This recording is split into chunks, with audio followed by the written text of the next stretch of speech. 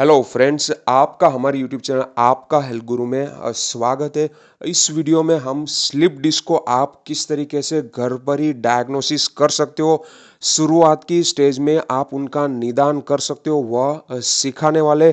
शुरुआत के स्टेज में स्लिप डिस्क का निदान होना बहुत ही ज़रूरी होता है, क्योंकि जितना जल्दी आप निदान कर लोगे, आप डॉक्टर के पास जाओगे, उतनी जल्दी आपकी ट्रीटमेंट शुरू हो जाती है और इतना ही जल्दी आप ठीक हो जाते हो। इसीलिए शुरुआती स्टेज में निदान करना बहुत ही ज़रूरी होता है। बहुत सारे रोगों में निदान हमें खुद ही करना पड़ता है, खुद ही हमें हमारे रोग के बारे में पता चलता है।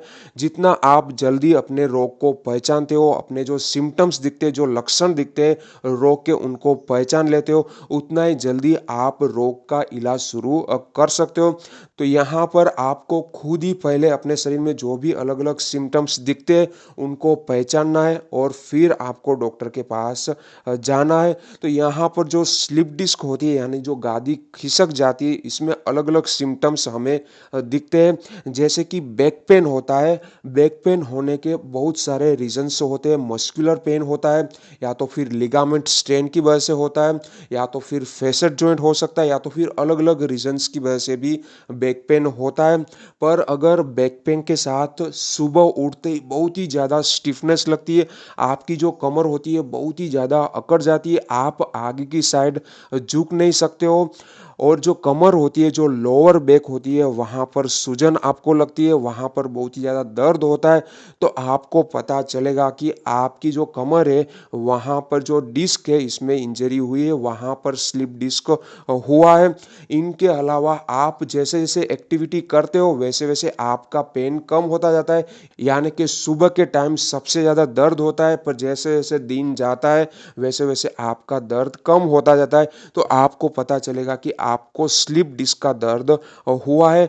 और यहाँ पर अगर यह बैक पेन के साथ आपको रेडिएटिंग पेन होता है, यानी कि आपका जो बटक है, जो लेग है, जो फुट है, वहाँ पर अगर टिंगलिंग यानी कि झुंझुनाहट होती है, नमनेस आ जाती है यानी कि पैर सुन्न पड़ जाता है, बर्निंग सेंसेशन आता है यानी कि जलन आती है, और बहुत ही ज़्यादा दर्द होता है, और ख़ास करके जैसे ही इलेक्ट्रिक करंट पास होता है उस तरीके का दर्द होता है।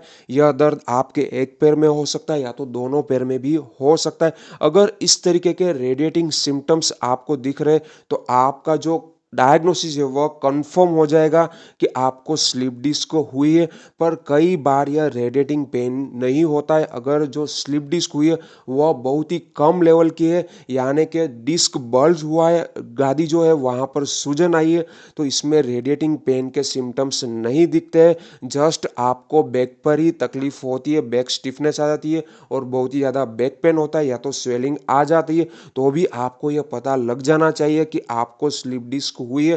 पर अगर यह स्लिप डिस्क हर्निएट हो गई है, यानी कि जो शुरुआत का स्टेज होता है वहाँ पर गादी में सूजन आती है, जिनको डिस्क बल्ज बोला जाता है, और अगर जो बीच वाला जो जेली लाइक का सब्सटेंस होता है वह अगर बाहर निकल जाता है, इनको डिस्क हर्निएशन बोला जाता है। अगर यह हर्निएशन हुआ है तो इनकी वजह से हमें रेडिएटिंग पेन भी होता है।